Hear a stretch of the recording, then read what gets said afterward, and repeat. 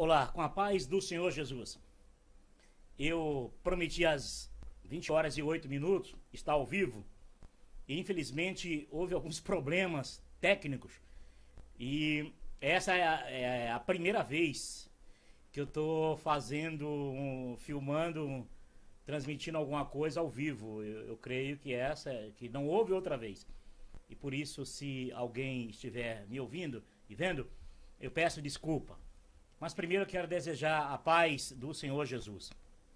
E eu vou bem direto ao assunto. O assunto é obra. Existe avivamento na obra de Deus baseado em quê? O avivamento descrito por muitas igrejas é avivamento da obra de Deus ou um comportamento local, religioso de uma igreja ou de alguma religião e que eles chamam de avivamento pelo estado emocional dos seguidores. Os líderes definem, traçam um comportamento a ser seguido da religião, da igreja, investem muito nisso, repetitivamente, isso em culto, em escolas, e eles programam isso até chegar a um exato ponto de animação ou de euforia, ou até mesmo de um grande resultado. Isso aconteceu em Seul, uma grande igreja lá em Seul. Isso sempre acontece na América. Se essas igrejas combinarem a fazerem tudo isso juntos, lá na frente entra na história como houve um grande avivamento.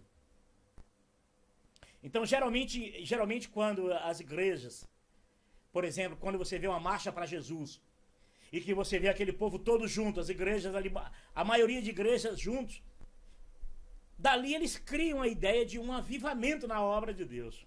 Mas isso não é verdade.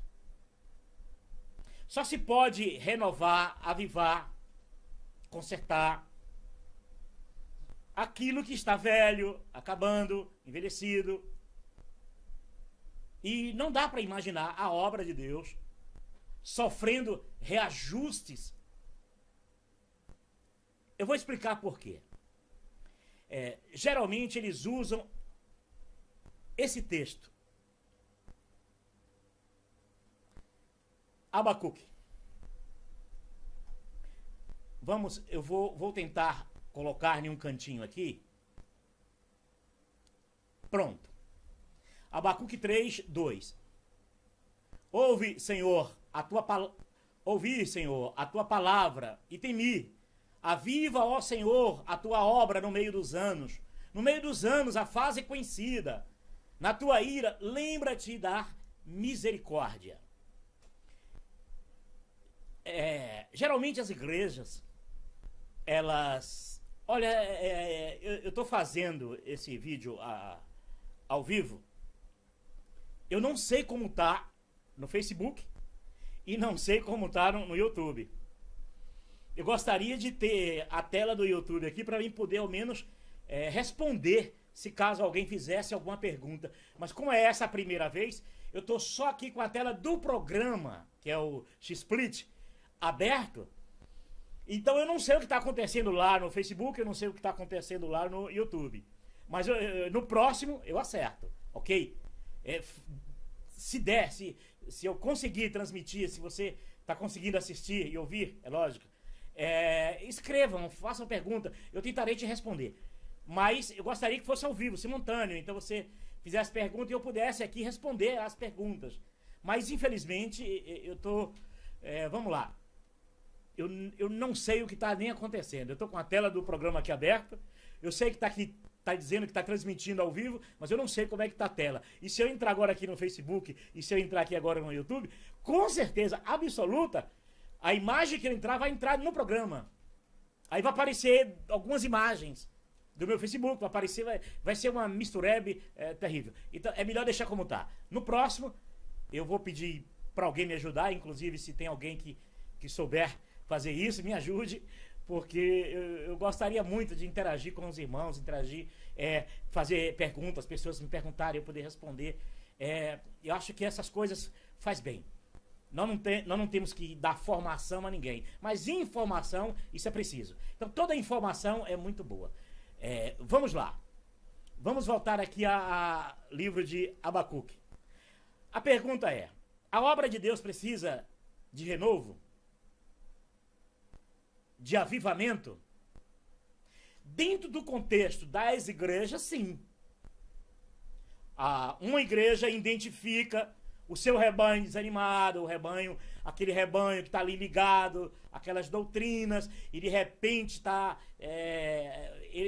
os líderes percebem que o rebanho está saindo para buscar ali uma comida do Valdomiro, a água do Valdomiro, uma cura do Valdomiro, ou na igreja católica, ou no espiritismo, ou está na assembleia, vai para Deus e amor, ou está na Maranata, porque ouviu a propaganda. Já deu problema aqui na imagem, percebem, né? Mas tudo bem. Vamos aguentando, vamos firme. No próximo eu dou jeito nisso. Então as igrejas, os líderes religiosos, eles percebem que o seu rebanho está sendo atraído por outros vendedores de evangelhos. Atraído por outros modelos de evangelho. Ou mesmo desanimados, envergonhados, decepcionados, frustrados. Então, em si, mas eles identificam isso com facilidade. É por isso que quando você vê uma igreja, por exemplo, extremamente cheia, você percebe que está havendo ali uma movimentação dos líderes, pegando todo o rebanho de outras igrejas para encher aquela, para dar uma impressão de avivamento. É um clima, eles criam um clima que vai de emocional a euforia e consegue. E isso já aconteceu na história das igrejas, tanto católica, evangélica, espíritas, e todas as religiões têm essas técnicas. Mas voltando à pergunta, Abacuque, um profeta da antiga aliança, qual o contexto que Abacuque se encontrava para quando ele clama para um avivamento na obra de Deus? O contexto de Abacuque da antiga aliança. O contexto dos cultos e práticas de culto físicos. Práticas religiosas. Era assim que Israel vivia.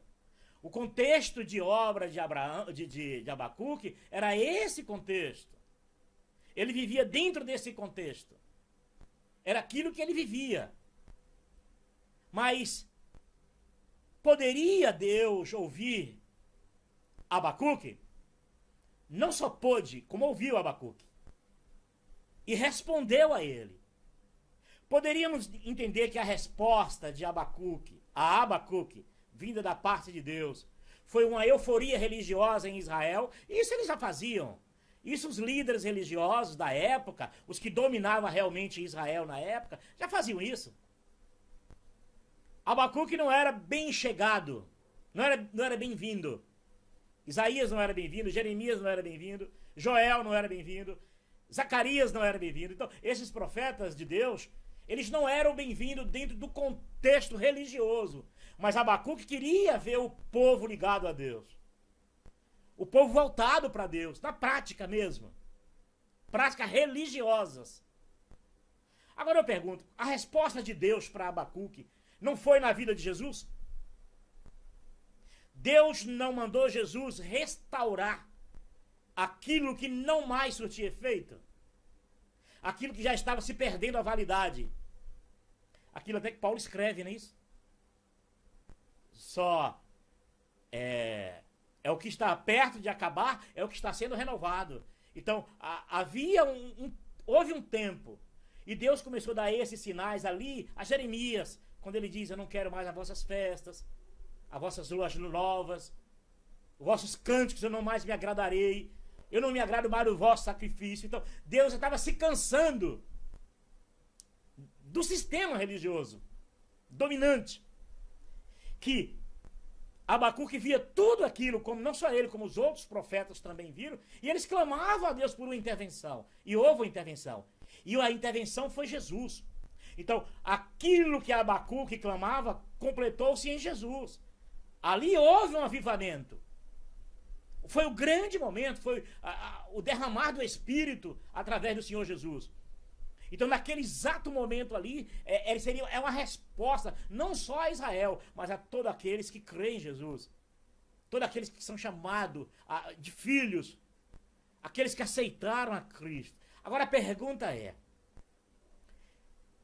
se a obra de Deus, na antiga aliança, precisava de um renovo, um avivamento, em Jesus, precisa de avivamento?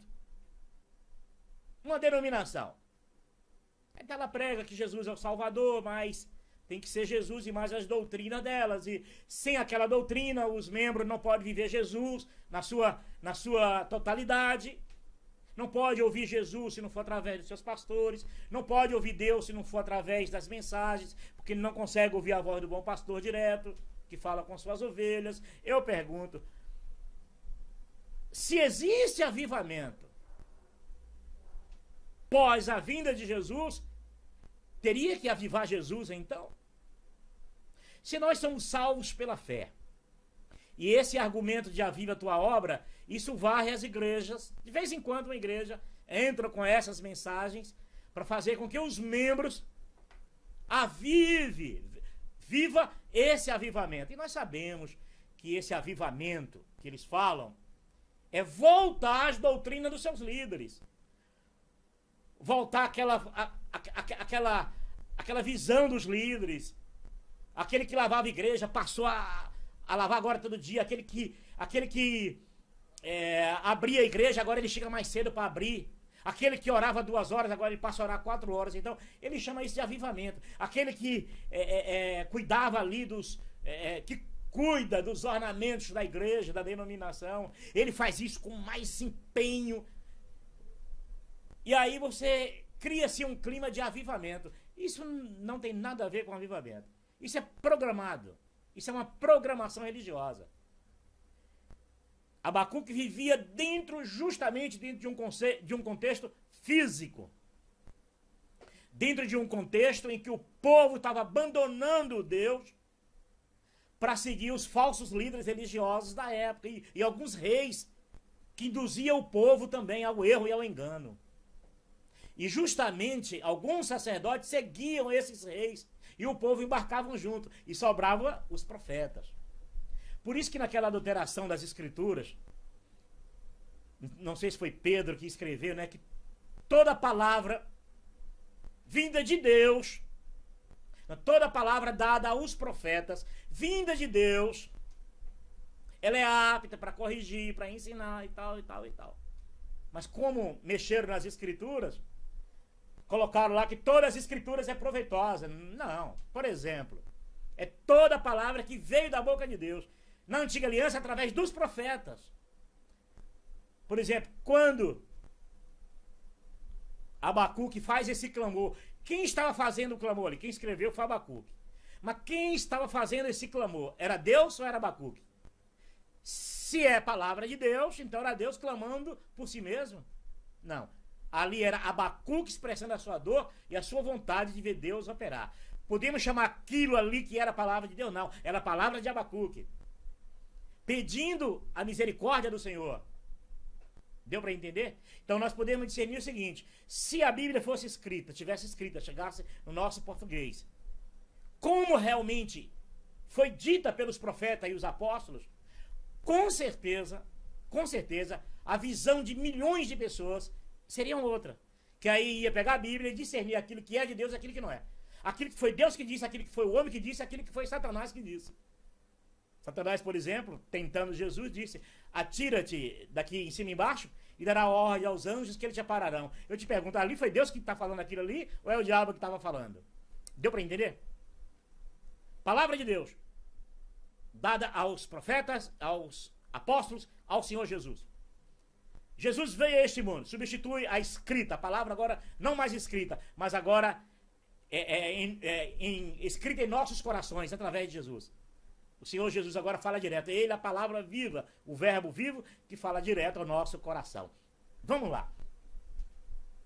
Eu tô entrando nesse assunto, mas eu tô triste e tô com medo de mexer aqui para abrir uma página para ver se por acaso alguém tá fazendo uma pergunta, quer fazer uma pergunta e não tá conseguindo.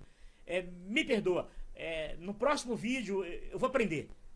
Eu prometi que estaria hoje às 20 horas e tentei consertar aqui, mas não deu jeito. Falei, olha, vou mandar como tá indo.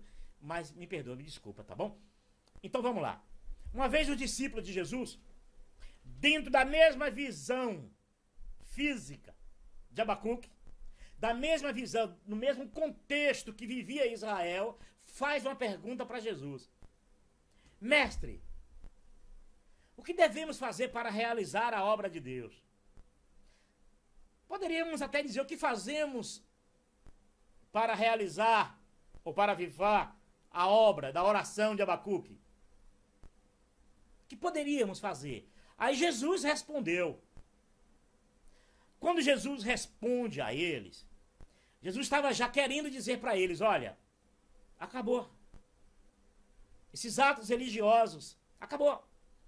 As práticas religiosas acabaram. Isso vai acabar. Quando o testador subir a cruz, eu vou até usar o texto, não subir, mas descer até a cruz, eu vou usar esse contexto. Porque subir até a cruz é descer até o pecador. Então eu vou usar o contexto de descer. Quando Jesus desce até a cruz, não é desce da cruz, desce até a cruz, descer aonde está o pecador, na morte, no sofrimento, no pecado. Jesus desce para nos salvar. Na verdade, desce à morte para nos salvar. Jesus estava mostrando para ele que ali era a obra sendo renovada. O ato de Jesus era a resposta de Deus ao homem. É o grande avivamento e o único avivamento que o homem precisa. Primeiro, porque a fé não pode ser renovada. Fé é fé. A fé é um dom gratuito de Deus. Se a fé precisa de renovo, então Deus falhou em dar uma fé sujeita a precisar de reforma, de ser avivada.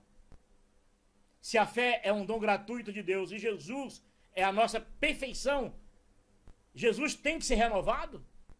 Será que esse renovo da obra é uma maneira das igrejas mostrar, segundo a visão delas, que Jesus é insuficiente, então tem que ter Jesus e mais o renovo. Qual o renovo? E mais as doutrinas das igrejas, os comportamentos religiosos que precisam ser avivados para que o homem tenha uma vida mais ligada a Deus. Não é verdade. A fé não tem que ser renovada. Jesus respondeu assim aos discípulos: a obra de meu Pai é esta, que creiam naquele que o Pai enviou. Pronto, acabou. Quer dizer que a obra de Deus é crer em Jesus? É. Mas como assim a obra de Deus é crer em Jesus? Porque ali é a obra perfeita. Ele é a obra perfeita. Ele é o renovo perfeito que a antiga aliança não resolveu. Eles sacrificavam e não mudava a vida do homem, não mudava o conceito do homem, não mudava a história do homem.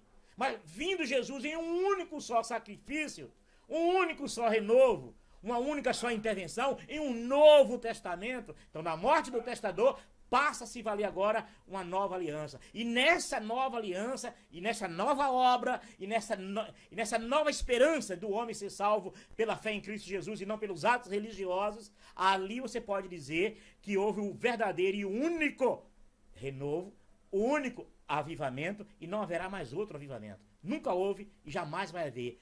O único avivamento foi em Cristo Jesus. Ah, mas houve o derramar do Espírito no dia da festa de Pentecostes. Não, ali fazia parte da vinda de Jesus.